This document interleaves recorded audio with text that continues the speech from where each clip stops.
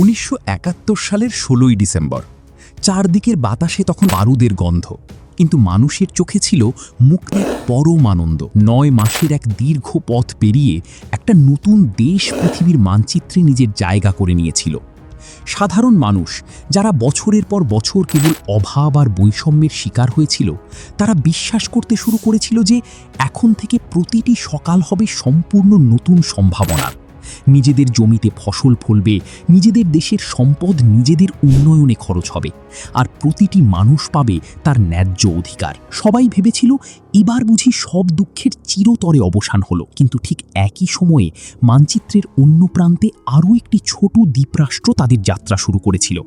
কোনো প্রাকৃতিক সম্পদ নেই, চারদিকে শুধু সমুদ্র আর এক বিশাল জনসংখ্যা। 6-এর দশকে মালয়েশিয়া থেকে আলাদা হয়ে যাওয়ার পর সেই দেশটির ভবিষ্যৎ নিয়েও সবাই সংশয়ে ছিল। দেশটির নাম ছিল সিঙ্গাপুর। আজ 5 দশক পর যখন আমরা পেছনের দিকে তাকাই, তখন এক অদ্ভুত সমান্তরাল বাস্তবতার মুখোমুখি হতে হয়।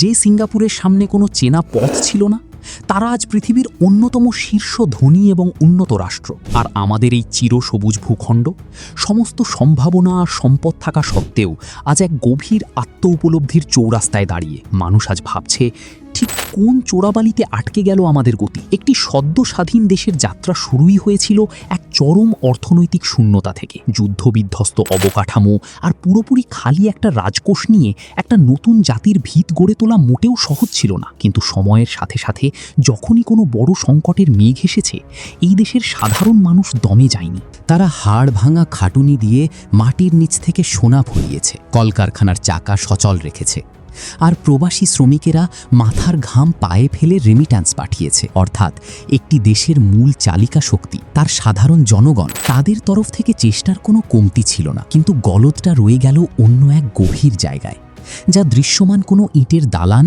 বা রাস্তার কাঠামো দিয়ে পরিমাপ করা যায় না। সিঙ্গাপুর বা অন্য যে কোনো সফল রাষ্ট্রের দিকে তাকালে দেখা যায় তাদের উন্নতির মূল চাবিকাঠি ছিল ইনস্টিটিউশনাল ডিসিপ্লিন বা প্রাতিষ্ঠানিক শৃঙ্খলা এবং মেধার সঠিক মূল্যায়ন। নিয়ম এবং আইনের শাসন যেখানে সবার জন্য সমান, সেখানে একটি সমাজ স্বয়ংক্রিয়ভাবেই অগ্রগতির দিকে ধাবিত হয়। কিন্তু আমাদের এই চেনা সমাজে সময়ের সাথে সাথে এক অদ্ভুত মনস্তত্ত্ব ডালপালা মেলতে শুরু করলো। সততা, যোগ্যতা আর কঠোর পরিশ্রমের চেয়ে যখন চতুরতা, প্রভাব আর সঠিক জায়গায় যোগাযোগ রক্ষা করাটা জীবনের সাফল্যের শর্টকাট রাস্তা হয়ে উঠল, তখন সমাজের মূল নৈতিক ভিত্তিটাই দুর্বল হয়ে গেল। মেধার চেয়ে যখন অন্য নানা সমীকরণকে বড় করে দেখা হতে লাগলো, তখন তরুণ প্রজন্মের এক বিশাল অংশ এক গভীর হতাশা ও বিভ্রান্তির মধ্যে নিমজ্জিত হলো।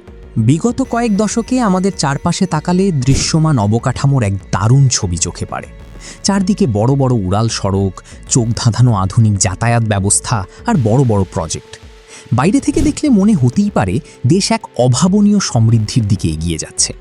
কিন্তু এই বাহ্যিক চাকচিক্যের ঠিক পেছনেই জমা হচ্ছিল এক গভীর সামাজিক ও অর্থনৈতিক ক্ষত।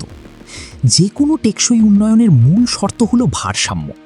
যখন দেশের অর্থনৈতিক প্রবৃদ্ধি মুষ্টিমেয় কিছু মানুষের হাতে কেন্দ্রীভূত হয়ে পড়ে, তখন সমাজে এক বিশাল বৈষম্যের দেওয়াল তৈরি হয়।